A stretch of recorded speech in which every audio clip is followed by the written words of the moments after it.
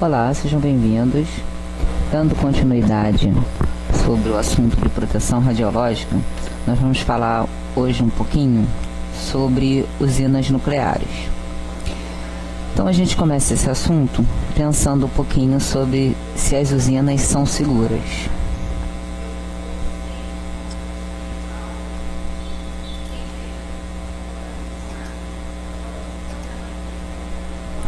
Apesar de acidentes como, por exemplo, o que aconteceu em Chernobyl e Fukushima, são os maiores e os mais famosos, terem causado grande impacto, eles são considerados eventos raros e ocorreram em épocas com níveis de segurança mais baixos do que os atuais.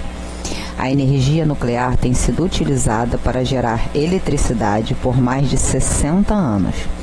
E existem centenas de usinas nucleares em operação em todo o mundo, gerando cerca de 10% da eletricidade global.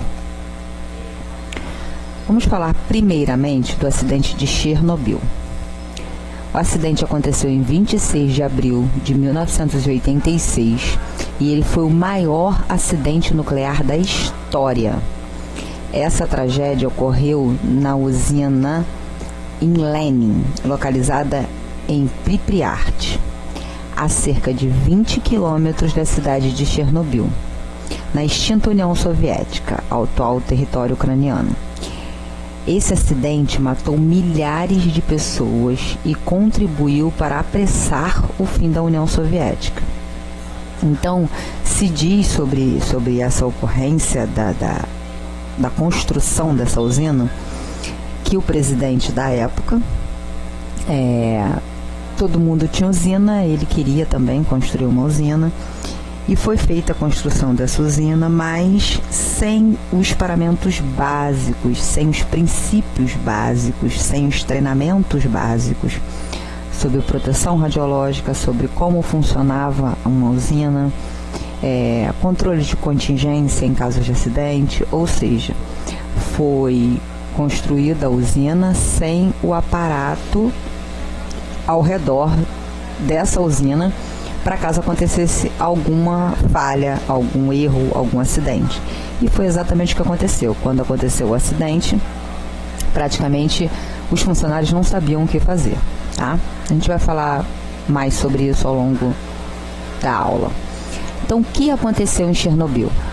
O acidente aconteceu por volta de 1h23, portanto, era a madrugada do dia 26 de abril de 1986. Esse acidente aconteceu no reator 4 da usina de Chernobyl e ele foi um resultado de uma falha humana. Então, não foi a usina que teve problema, foi um erro humano que causou o problema que gerou o acidente, tá? Uma vez que os operadores do reator descumpriram diversos itens dos protocolos de segurança. Além disso, foi apontado posteriormente que os reatores RBMK, que eram usados em Chernobyl e em outras usinas soviéticas, tinham um grave erro no projeto, o que permitiu que o acidente acontecesse. Tudo ocorreu durante um teste de segurança que estava em curso e resultou na explosão do reator 4. Com a explosão, 2 trabalhadores da usina foram mortos instantaneamente e, na sequência, um incêndio no reator 4 se iniciou e se estendeu durante dias. A explosão deixou o reator nuclear exposto e o incêndio foi responsável por jogar na atmosfera uma elevada quantidade de material radioativo. Aqui é o painel típico de uma usina nuclear soviética na década de 80, tá? Então, todos esses botões de comando, painéis de controle, etc., tá? Basicamente, todas elas eram dessa mesma forma. O vento levou o material radioativo lançado na atmosfera, principalmente para o oeste e norte de Pripyat. E a radiação espalhou-se pelo mundo. Rapidamente foram identificados altos níveis de radiação em locais como Polônia, Áustria, Suécia, Bielorrússia e até locais muito distantes, como o Reino Unido, Estados Unidos e Canadá.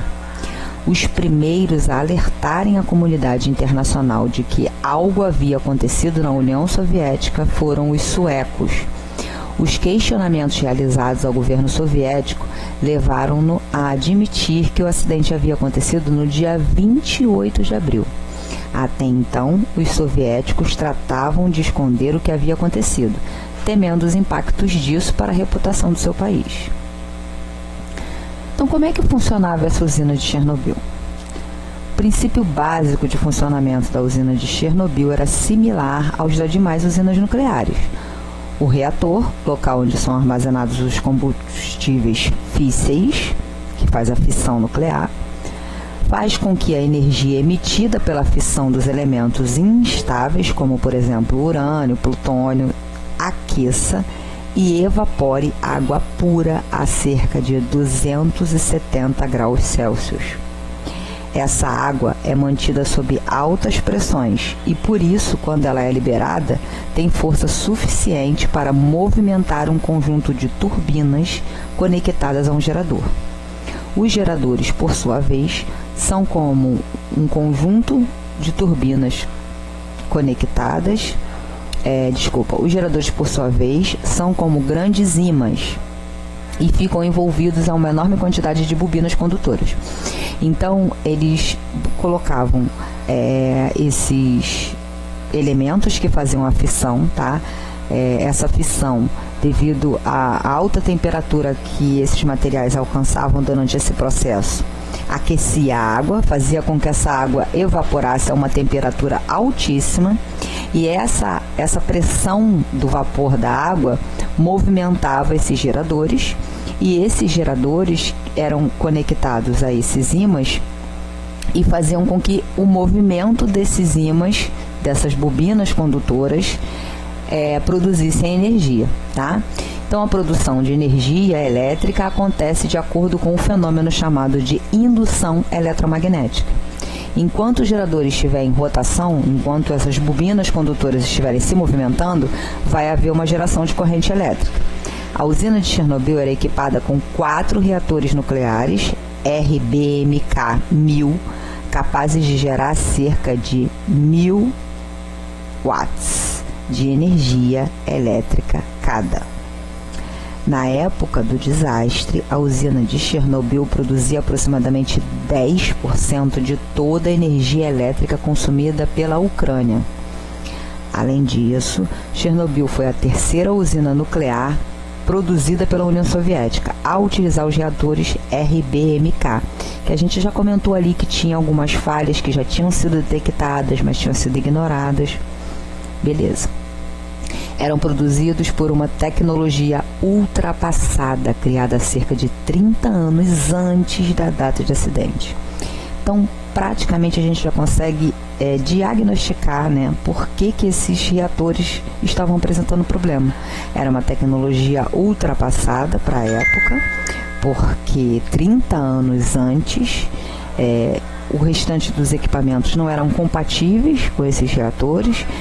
Provavelmente eram falhas que, se esses processos tivessem sido passados por revisão e manutenção, teria sido percebido e corrigido pelo fabricante, tá? Mas Chernobyl foi uma demonstração de uma sequência gigantesca de falhas humanas, por ignorância, por imperícia, por imprudência, por desleixo e por várias outras coisas.